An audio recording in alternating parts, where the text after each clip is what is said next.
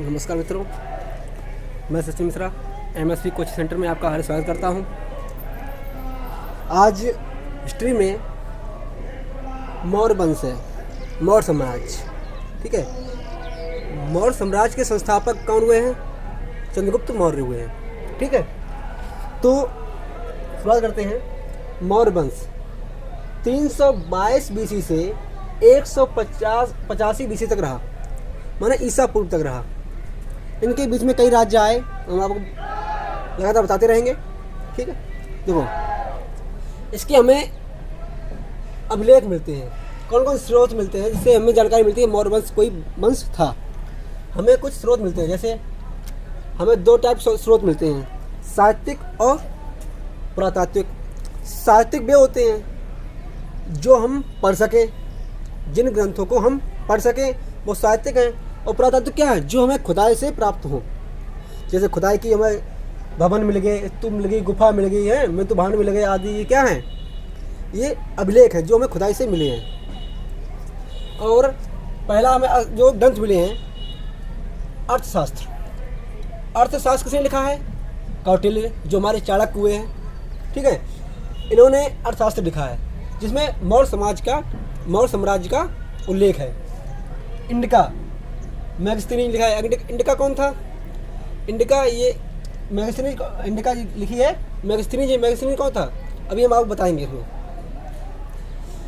फिर आते हैं आपके पुराण। पुराण है भाई, ये क्या है? भारतीय ग्रंथ है, इनमें हमें मिलता मौर्य वंश। जैसे आपके जैन धर्म है ना, बौद्ध धर्म, ये मिलते हैं पुराणों में, उसमें मिलता है। मुद्रा राक्षस ये लिखित किसकी है? विशाख दत्त की लिखित है, जिसमें मौर्य वंश के बारे में बताया गया है। ठीक है, अब आप बात करें कि मौर्य वंश कैसे शुरुआत हुई। मौर्य वंश की शुरुआत पिछले वीडियो में बताया था आपको कि घनानंद, जो कौन सा वंश था? हाँ,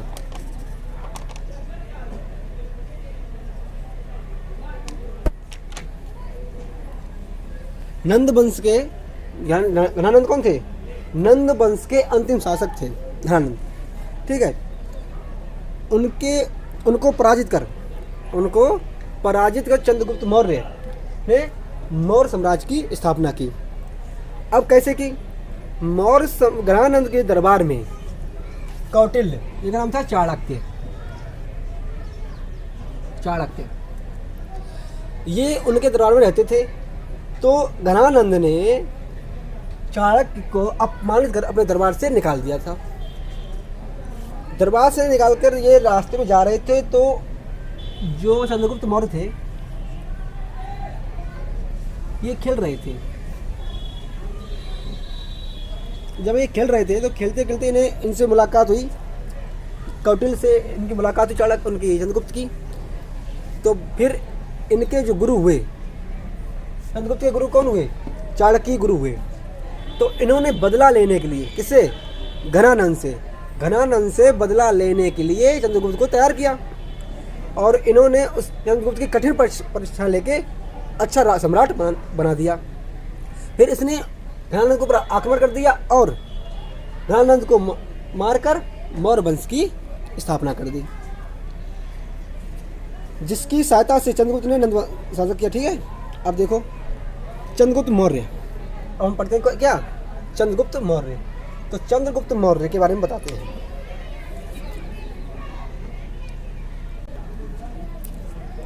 देखिए दोस्तों, आप लोगों से गुजारिश है कि लाइक, कमेंट और शेयर अपने दोस्तों के साथ जरूर करें, जिससे हमें मोटिवेशन मिले और हम कुछ नया करने की और कोशिश करें। हमारी कोशिश है कि आप लोग थोड़े छोटे से वीडियो में बहुत अच्छी जानकारी मिल जाए, है ना। जो गलतियां हो उन्हें आप ज़रूर बताएं कमेंट के माध्यम से, और अपने दोस्तों के साथ शेयर जरूर करें, और सब्सक्राइब करना मत भूलें। सब्सक्राइब करने से क्या होता है कि एक आत्मविश्वास बढ़ता है कि हाँ, मेरे साथ इतने लोग जुड़ रहे हैं, है ना। और सब्सक्राइब कर लेंगे और बेल आइकन दबा देंगे तो नोटिफिकेशन आपको मिलता रहेगा। जैसे हम वीडियो डालते रहेंगे, रोज़ 2-3 वीडियो पड़ेंगी, डेली 2-3 वीडियो पढ़ेंगी तो आपको जानकारी मिलती रहेगी। जीएस की भी पढ़ेगी, कंप्यूटर की पढ़ेगी, रीजनिंग की पढ़ेगी, मैथ की पढ़ेगी, है ना, आपकी मिलती रहेंगी। तो उसके लिए आपको लाइक, कमेंट और शेयर जरूर करना है। देखिए अब हम जानते हैं चंद्रगुप्त के बारे में। चंद्रगुप्त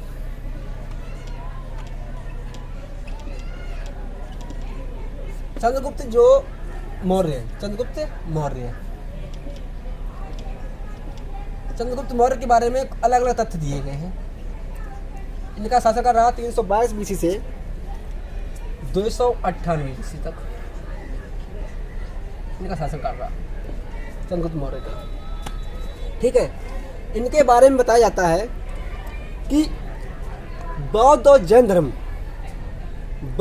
जैन धर्म मानते हैं कि ये कौन थे, ये एक क्षत्रिय थे। बौद्ध और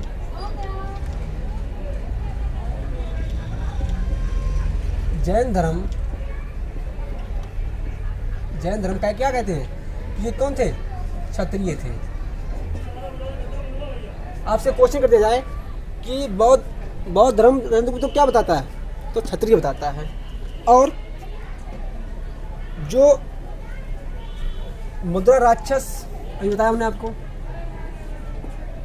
मुद्रा राक्षस और हमारे पुराण ये क्या कहते हैं, ये कहते हैं कि मौर्य चंद्रगुप्त कौन था, शूद्र था।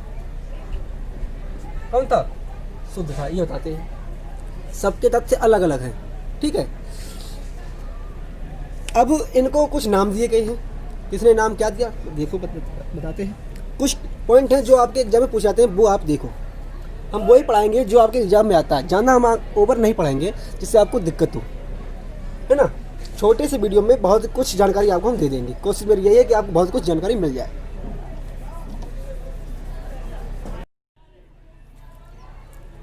देखिए मित्रों, चंद्रगुप्त के कुछ नाम हुए बताए तो मैंने आपको, जैसे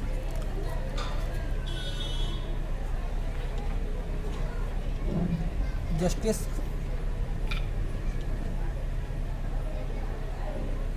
एट्रबो, है। इन्होंने बताया कि चंद्रगुप्त का नाम एंट्रोकोटस था, सेंट्रोकोटस।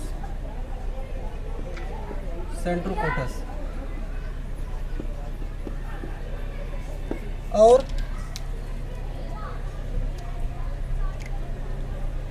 एपिन ब्लूटार्क,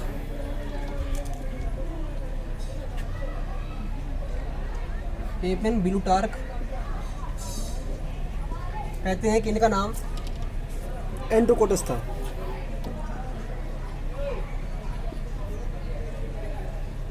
एंट्रोकोटस इन्होंने अपनी अपनी बुक में कहा है। ठीक है, और जब इनका नाम पहचान किसने की, इनकी पहचान चंद्रगुप्त के नाम, ये क्या पता चला कि चंद्रगुप्त का नाम ही ये है। ये विलियमसन जोन्स, कौन थे, विलियम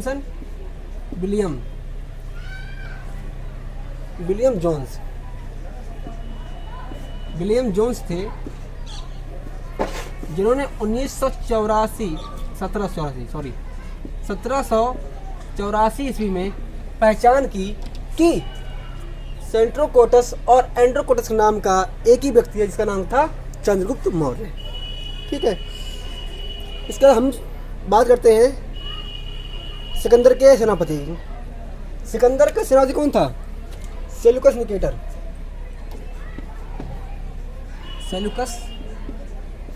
निकेटर। ये कौन था, ये था सिकंदर का सेनापति। तो इसके साथ जब चंद्रगुप्त मौर्य ने युद्ध किया तो इसे हरा दिया था।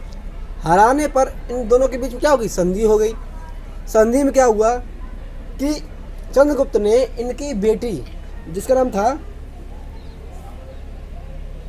हेलेना, इनकी बेटी क्या नाम था, हेलेना के साथ शादी की। और शादी में इन्होंने अपना, जो भी बताया था हमने शुरुआत में, सेनापति जिसका नाम था मैगस्थनीज, जिसने इंडिका लिखी है, मेघस्थिन का सेनापति था, वो चंद्रगुप्त को दे दिया, चंद्रगुप्त दरबार में भेज दिया। और चंद्रगुप्त मौर्य ने उसके बदले 500 हाथी इसे दान दिए, 500 हाथी दान दिए। और जब इनके बेटी ने शादी की तो शादी में 4 राज्य, कौन कौन से? काबुल, गंधार, मकरान और हेरात क्षेत्र दान किए। किसने? सेल्यूकस निकेटर ने। किसे? चंद्रगुप्त मौर्य को। ठीक है। इसके बाद जस्टिन ब्यूटार्क कहते हैं, जस्टिन ब्यूटार्क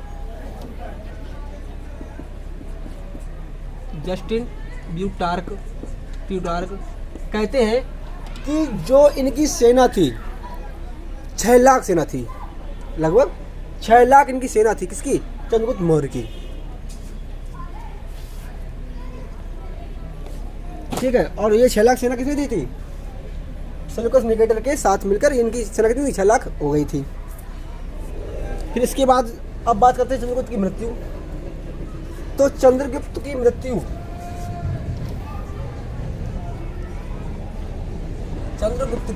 जो हुई थी 298 BC।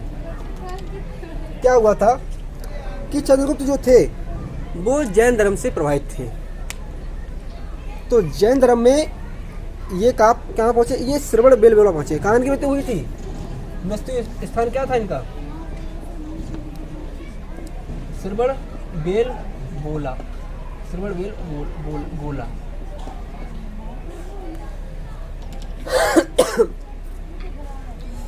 बेलगोला में ये गए, जहाँ संलेखन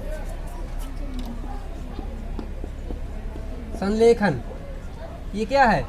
ये जैन धर्म की एक विधि है जिसमें आप उपवास रहो, जिसमें हम खाना छोड़ देते हैं, खाना पीना सब छोड़ देते हैं और तड़प के धीरे अपने प्राण त्याग देते हैं। तो उससे क्या था कि हमने आपको बताया था जैन धर्म में कि जैन धर्म में संलेखन और संथरा पद्धति, संलेखन और संथरा पद्धति से कहते हैं, संलेखन और संतरा पद्धति से कहते हैं। तो इसकी विधि से जो अपने प्राण त्याग देता है उसे क्या मोक्ष प्राप्त होता है, ये मानते हैं जैन धर्म में। तो उसी को मान के चंद्रगुप्त मौर्य कहाँ गए थे? श्रवण बेलगोला गए, वहाँ जाकर इन्होंने उपवास किया, उपवास के बाद इन्होंने अपने प्राण त्याग दिए। इसके बाद आते हैं कौन? बिंदुसार। कौन आते हैं? बिंदुसार।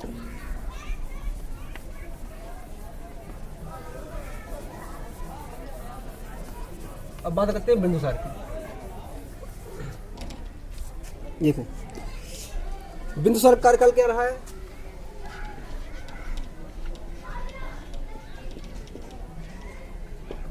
बिंदुसार का कार्यकाल रहा है 298 BC से 273 BC। 298 BC से 273 BC ये इनका कार्य कर रहा है। अब बिंदुसार के कुछ नाम हैं जो हमारे इंपॉर्टेंट क्वेश्चन में पूछे जाते हैं। बिंदुसार को अमित्रघात, बिंदुसार को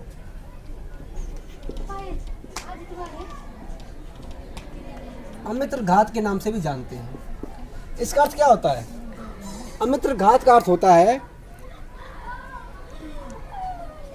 शत्रु विनाशक, जो शत्रुओं का विनाश कर दे, शत्रु विनाशक।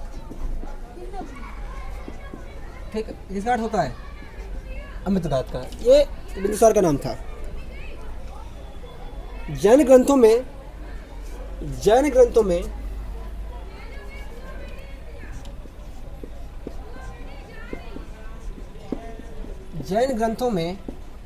इसे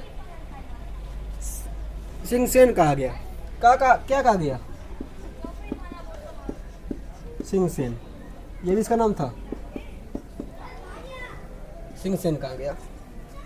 ठीक है। उसके बाद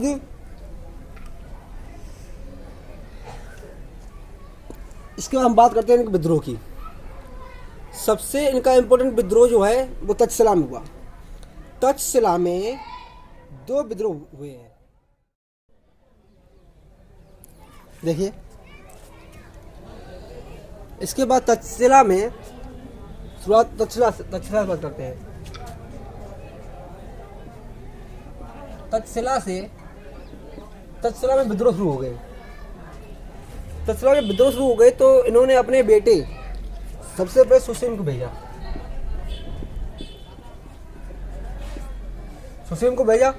तो सुसीम वहाँ पर वापस लौट आए। उन्होंने वहाँ कुछ विद्रोह को रोक नहीं पाया। तो उसके बाद अशोक भेजा। तो अशोक ने क्या किया, उस विद्रोह को दबा दिया। तो दबाने पर राज्य के लोग थे, चर्चा होने लगी कि अशोक में अगला सम्राट बनने की योग्यता है।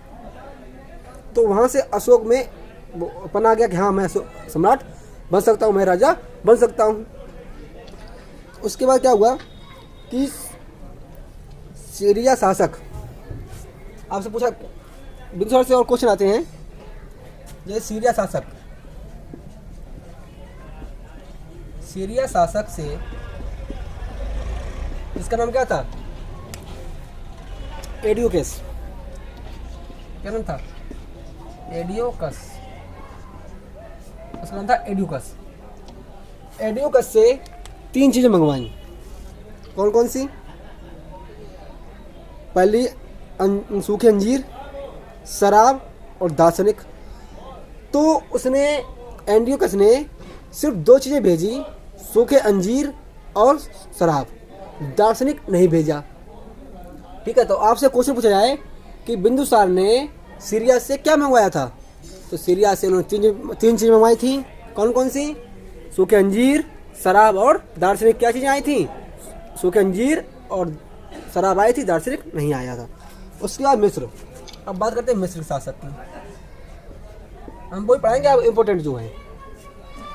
मिस्र के शासक का नाम क्या था? फिलाडेल्फस।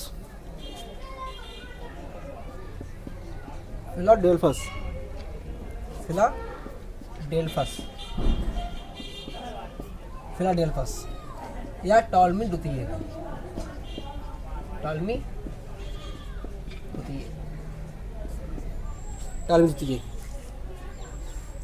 ने अपने यहाँ से बिंदुसार को एक क्या भेजा था, राजदूत भेजा था। क्या भेजा था? इसने राजदूत भेजा था, जिसका नाम क्या था? इसका नाम था डायनोसिस। क्या नाम था? डायनोसिस।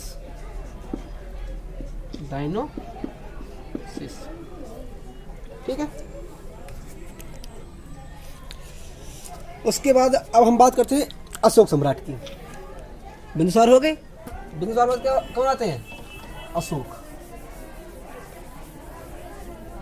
मौर्य वंश में अगले शासक कौन हुए? अशोक। ये कब से कब तक रहे? ये रहे हैं 269 BC से 232 BC तक। 269 BC से 232 BC तक। ठीक। अब आपके जहन में क्वेश्चन आएगा कि बिंदुसार का कार्यकाल रहा है 273 और यह है 269, 4 साल कहाँ बीच में गए? तो 4 साल के बीच में क्या हुआ था कि इनके जो 100 भाई थे, तो अशोक ने अपने 100 भाइयों को मौत की घाट उतारने के बाद ही शासक बना। तो उसमें ये 4 साल चले गए थे। ठीक है। इनका अशोक का बचपन नाम क्या था? बचपन का नाम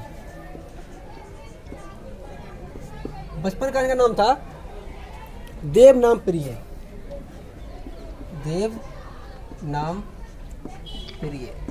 इनका ये बचपन नाम था। ठीक है।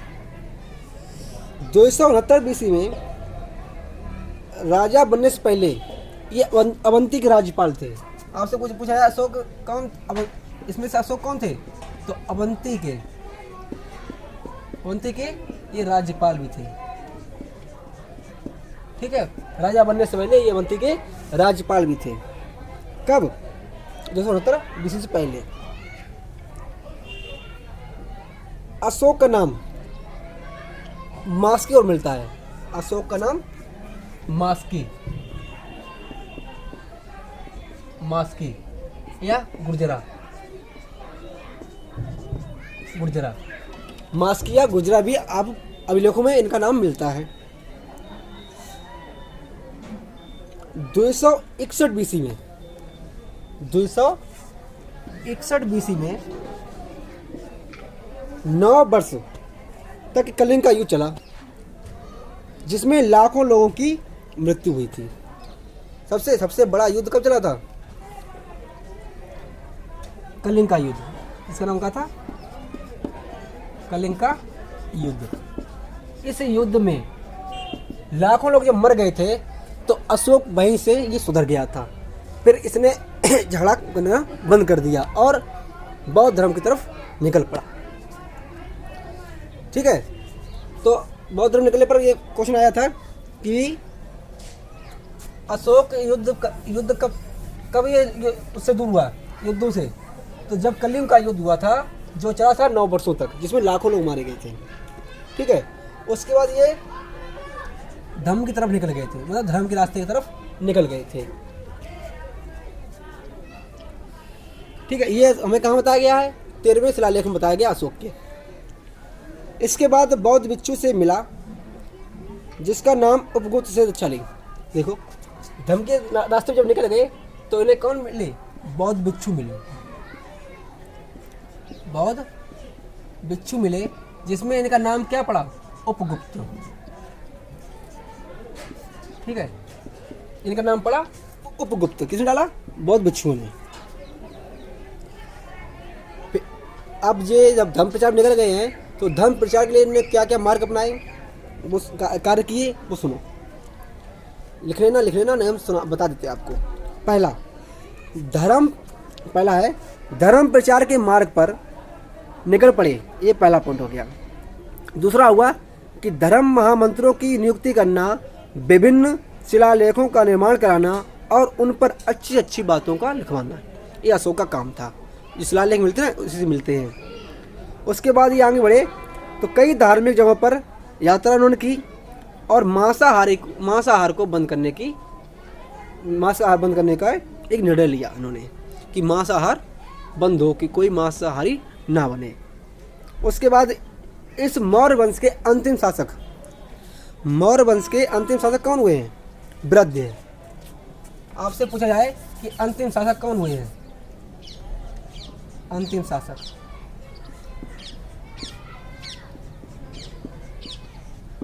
उसका नाम था वृद्ध।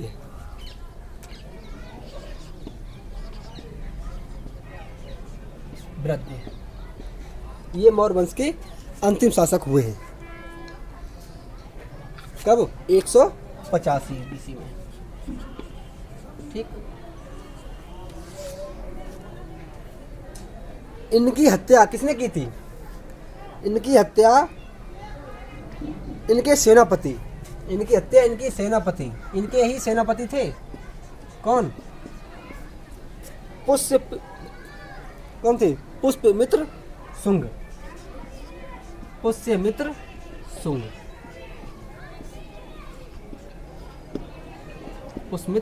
शुंग, ये इनके सेनापति थे। इनकी हत्या करने के बाद ये वंश समाप्त हो गया। इसके बाद आता है ब्राह्मण वंश। ठीक है, ये कौन थे? ब्राह्मण थे। शुंग वंश जो आया था वो पूरा था क्या? ब्राह्मण साम्राज्य था। वो हम बताएंगे आपको अगले वीडियो में। Thank you. एक बात और हम फिर से कहना चाहते हैं कि हमारे MSB कोचिंग सेंटर को आप लाइक, कमेंट और शेयर ज़रूर करें और कमेंट माध्यम से हमें ज़रूर बताएं कि हमने कहाँ पे गलती कर रहे हैं और हम उस पर सुधार लाएं। Thank you. Good evening.